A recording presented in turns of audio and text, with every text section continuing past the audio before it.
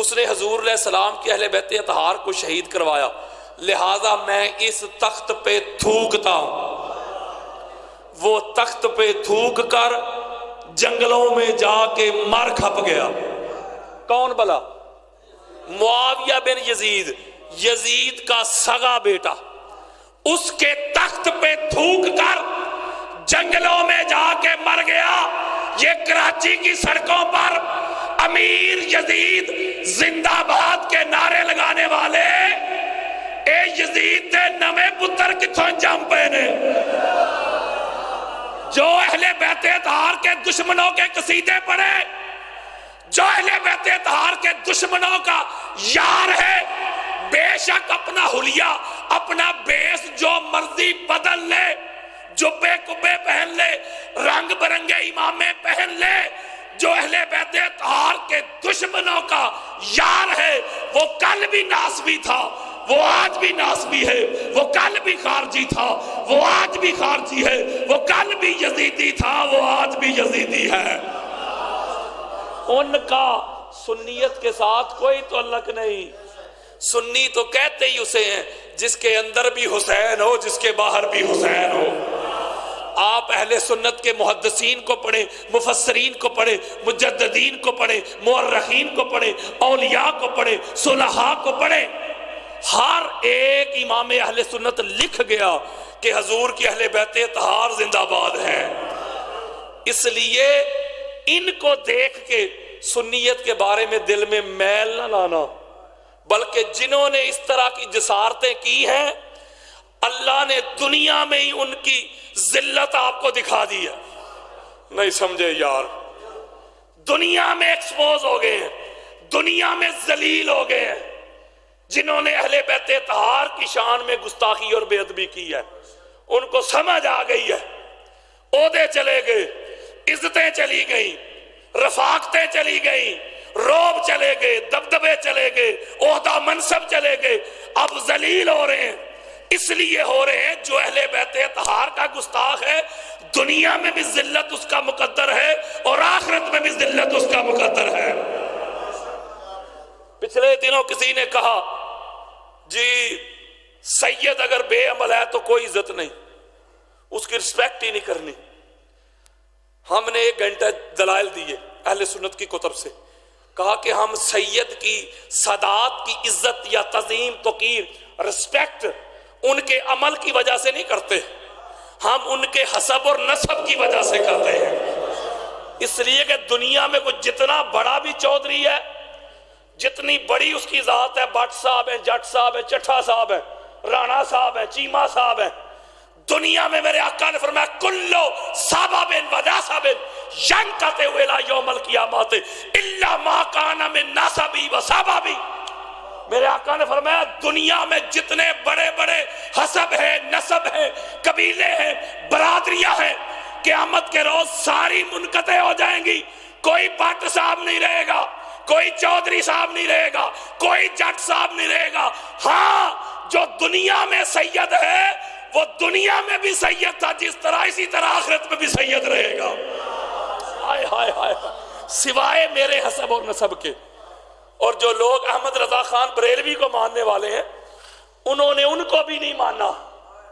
وہ بھی لکھتے ہیں فتاوی رضویہ میں جلد نمبر 26 میں، وہ لکھتے ہیں کہ سید بے شک بد عقیدہ ہی کیوں نہ ہو، بے عملی کیوں نہ ہو، سید کا ادب احترام واجب ہے، اللہ کہ وہ کفر ظاہر نہ کر دے۔ اس لیے یہ جو لوگ ہیں ان کو مسئلہ کچھ اور ہے۔ او بھائیا سیدوں نے تو نہیں تمہیں عہدے سے ہٹایا، پرسوں سمجھو گے، غصہ کسی اور کا نکال کن پہ رہا ہے۔ اس کا مطلب یہ ہوا کہ پیڑا ہور تے پھکیاں ہور۔ اللہ کے فضل و کرم سے ہم نے سب سے پہلے جواب دیا تھا، آج کل ان کا بھی لنگڑا لولا آ گیا ہے رجوع۔ ایک بندے نے کہا تھا جی یہ منقبت ہی غلط ہے حاکم صاحب کی، علی ورگا زمانے تھے کوئی پیر وخا مینو، علی باج محمد دا کوئی ویر وخا مینو۔ کہتے مولا حسین علیہ السلام بھی پیر ہیں، مولا حسین علیہ السلام بھی پیر ہیں، اور سرکار عقیل بھی ویر ہیں حضور کے، سرکار طالب بھی ویر ہیں حضور کے، جعفر طیار بھی ویر ہیں حضور کے، اور نہ حضور دے ویر مکاؤ۔ اس نے بھی ایک ڈرامہ کیا تھا. سب سے پہلے اللہ کے فضل و کرم سے آپ کی دعا سے 1.5 گھنٹے دلائل دے کے میں نے جواب دیا تھا. اس کا بھی پر لنگڑا لولا رجوع آ گیا. میں نے کہا کہ وہ کہہ رہے حاکم صاحب لکھ رہے علی ورگا. ورگا کا معنی ہوتا ہے جیسا. جیسے ہم کہتے ہیں کہ 1.25 لاکھ انبیاء کرام ہیں, ان میں سے حضور جیسا کوئی نہیں. اس کا یہ مطلب نہیں کہ دوسروں کی جو رسالت ہے ان کا انکار ہو رہا ہے. دوسرے بھی رسول اور نبی ہیں لیکن حضور جیسا کوئی نہیں. انہوں نے لکھا کہ دنیا میں پیر اور بھی ہیں لیکن علی جیسا کوئی نہیں. میرے مولا کا کوئی پیر نہیں, میرے مولا کے ایک ہی پیر ہے. علی علیہ السلام کے پیر کا نام محمد مصطفیٰ ہے. باقی بڑے سے لے کے چھوٹے تک, پہلے سے لے کے آخری تک سارے کے سارے علی کے مرید ہیں. اور یہ حدیث تو آپ نے سنی ہوگی کہ جب یہ ظہیر بھائی بیٹھے ہوئے, آپ نے سنی ہوگی, اسلامیات کی کتاب میں بھی تھی جب ہم پڑھتے تھے کہ جب آقا علیہ السلام ہجرت کر کے مدینہ تشریف لائے تو ایک انصار کو کھڑا کرتے تھے, ایک مہاجر کو کھڑا کرتے تھے, بائی بائی کرتے تھے.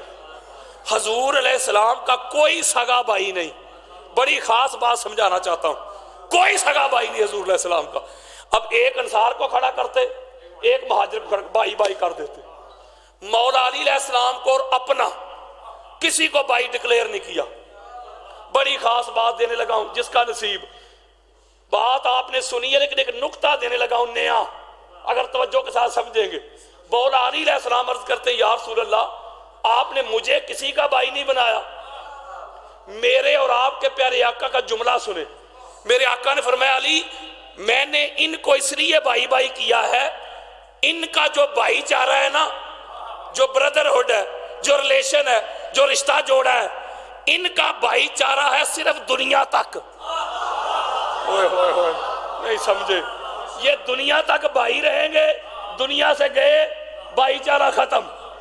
تجھے اس لیے کسی کا بھائی نہیں بنایا کہ پوری دنیا میں میرے سوا کوئی اس کا اہل ہی نہیں کہ تیرا بھائی بنے, اس لیے کہ باقی سب کے حسب نسب منقطع ہو جائیں گے.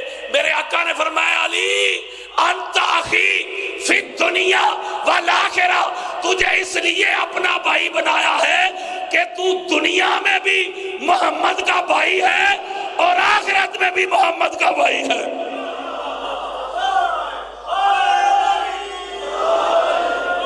اس کا مطلب ہے لڑائی ہم سے نہ کرو مولوی جی, جا جا کے حضور نہ لڑائی کر. حضور نے کسی اور کو بھائی بنایا ہی نہیں. علی باج محمد دا کوئی ویر وخا مینو. علمی جواب دیا, آپ سن سکتے ہیں. جو بچے سوشل میڈیا کے ساتھ اٹیچ ہیں ان کو پتا ہے. میں ایک بس نکتہ آپ کو دے رہا ہوں. ابھی یہ مقدمہ تھا, ابھی میں گفتگو شروع کرنے لگا ہوں. یہ ایک مقدمہ تھا, شروع میں ایک بات کرتا ہوں, اب اگلی بات سنانے لگا ہوں ہاتھ جوڑ کے. نہ کسی سے لڑائی قبلہ, نہ کسی سے جھگڑا. کوئی بندہ کہے نا یہ پہلے نہیں سنا, تو آپ نے پہلے نہیں سنا, یہ ہماری غلطی نہیں. وہ لڑائی نہ کرے, جھگڑا نہ کرے, مجھے ملے, میں اس کو ایسے کھول کے حوالے دکھا کے جاؤں گا. میں نے منانا نہیں کسی کو, چونکہ ہر نبی کا یہی اعلان ہے نا, وما علینا الا البلاغ, ہمارا کام پہنچانا ہے. بولے یار, تو منانا تو نہیں.